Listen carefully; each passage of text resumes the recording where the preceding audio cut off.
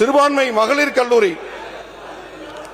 அண்ணே அண்ணே அண்ணே ஒரு 5 நிமிஷம் நான் ஏற்கனவே சொன்ன மாதிரி வரலாற்றுல ஒரு முதல் வாய்ப்பு. சில செய்திகள் சொல்லி முடிச்சிடறோம், சில அறிவிப்புகளை எக்ஸ்பிளைன் பண்ணணும். சொல்ல கொஞ்சம் பொறுமையா இருங்க. அந்த பொறுமையை கூட இல்லன்னா என்ன அர்த்தம்? இல்ல 5 நிமிஷம் கேட்டுக்கலாம். ஒரு 5 நிமிஷம் உட்காருங்க.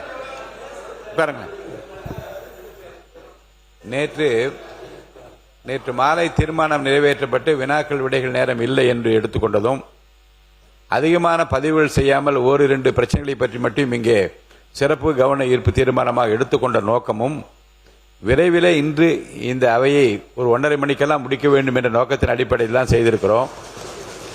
அதே போன்று பேச வருகின்ற மாண்பு அமைச்சர் பெருமக்கள், இந்த மானிய கோரிக்கையை ஒட்டி ஏற்கனவே புதிய அறிவிப்புகளெல்லாம் புத்தகமாக அச்சிட்டு நேற்றே முத்தாய்ப்பு வைக்கின்ற திட்டங்கள் எல்லாம் கரங்களில் கொடுக்கப்பட்டு விட்டது. எனவே பேச இருக்கின்ற மாண்பு அமைச்சர் பெருமக்கள் சுருக்கமாக உங்கள் விளக்க உரையை மட்டும் நான் அளிக்கும்படி, நான் காலம் கருதி அளிக்கும்படி நான் கேட்டுக்கொள்கிறேன். அறிவிப்புகள் ஏற்கனவே கையில கொடுத்தாச்சு. அதை பற்றி நேற்றுள்ளது அறிவிப்பு இல்லாம இது என்னென்ன சமுதாயம் நிறைய உறுப்பினர்கள் பார்த்துக்கிட்டு இருக்காங்க, நேரலையில போயிட்டு இருக்கு.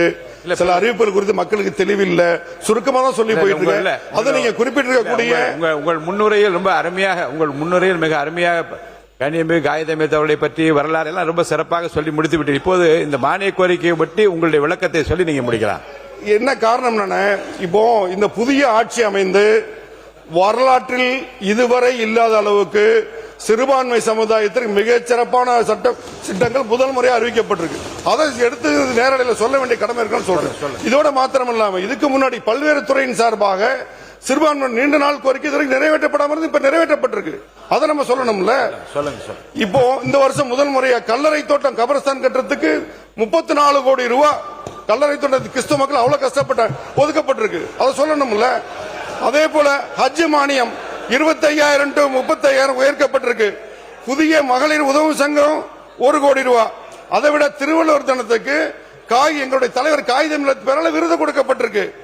அதே போல இந்த தமிழர்கள் 5 பேர் புக்க தமிழ் துறை சார்பா கொடுத்திருக்கோம். 5 பேர், அதுல 2 இஸ்லாமிய அறிஞர்கள். எத்தனை வருஷம் நடையா நடந்தது கிடைக்கப்படல. இப்ப மாண்புமிகு முதலமைச்சர் கொடுத்திருக்காங்க. குறிப்பா சாரணபாஸ்கரன் என்ற அகமது, கல்லிடைக்குறிச்சி பீர் முகமதுடைய நூல்கள் அரசுடைமையாக்கப்பட்டிருக்கு. வேளாங்கண்ணி நாகூர்ல திருக்கடையில் தலா 20 கோடியில தங்குமிடங்கள். உருது மொழி வளர்ச்சிக்கு 1 கோடி.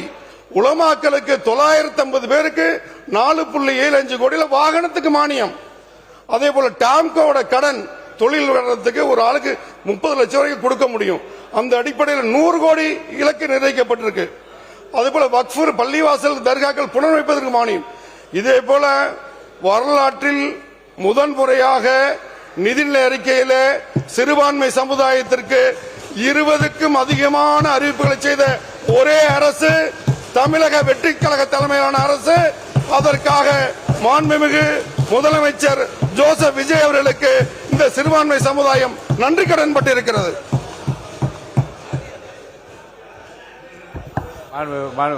உறுப்பினர்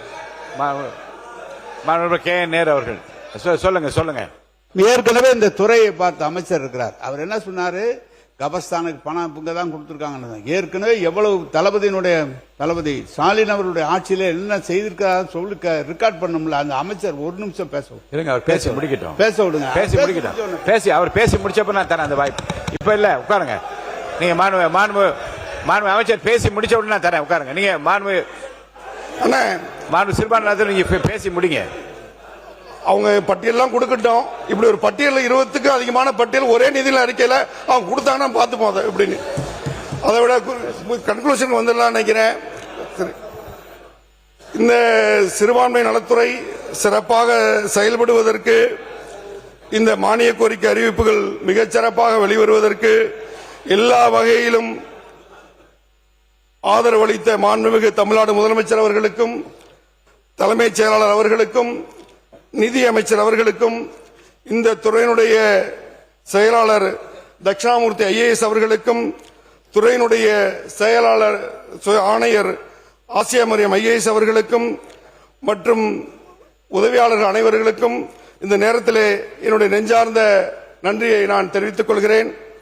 வெட்டு தீர்மானம் சொல்லிடலாங்களா? தேவையில்லை. இந்த மாமன்ற உறுப்பினர்கள் 44 பேர் தேவையில்லை.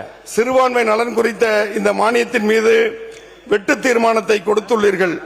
அந்த வெட்டு தீர்மானங்களை எல்லாம் நான் படித்து பார்த்தேன். எனது பதில் உரையில் நீங்கள் எழுப்பியுள்ள வினாக்களுக்கு பதிலளித்துள்ளேன்.